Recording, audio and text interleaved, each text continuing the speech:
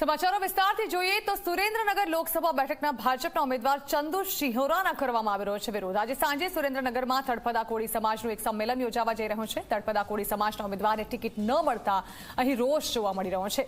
કોંગ્રેસ તળપદા કોળી સમાજના નેતાને ટિકિટ આપે તેવી માંગ કરવામાં આવશે। આખા ગુજરાતમાંથી તળપદા કોળી સમાજના આગેવાનો સાંજે સુરેન્દ્રનગરમાં મળશે। કોંગ્રેસ તળપદા કોળી ઉમેદવારને ટિકિટ આપશે તો સમાજ તેની સાથે ચાલશેનો પણ હુંકાર કરવામાં આવ્યો છે। આ અંગે વધુ માહિતી સંવાદદાતા મયુર આપી રહ્યા છે। મયુર, ઉમેદવાર જાહેર કરતાની સાથે જ તેનો વિરોધ અને જો ઉમેદવાર બદલવામાં નહીં આવે કે પછી કોળી સમાજનો કોઈ ઉમેદવાર નહીં ઉતારવામાં આવે તો કોંગ્રેસે સાથ આપશે સમાજ તેવી ચીમકી પણ। જાણવા માંગીશું કે આખરે વિરોધ શેનો છે ત્યાં?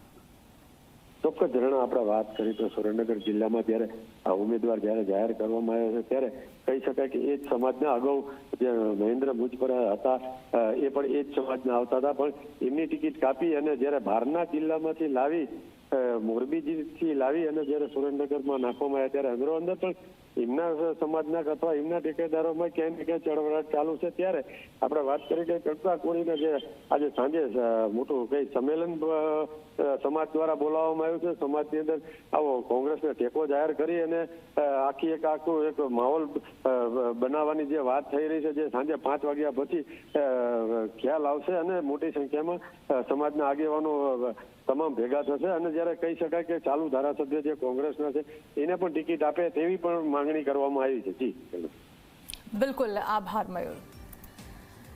તો ઉમેદવારો જાહેર કરતાની સાથે જ હવે વિરોધનો વંટોળ પણ શરૂ થઈ ચૂક્યો છે।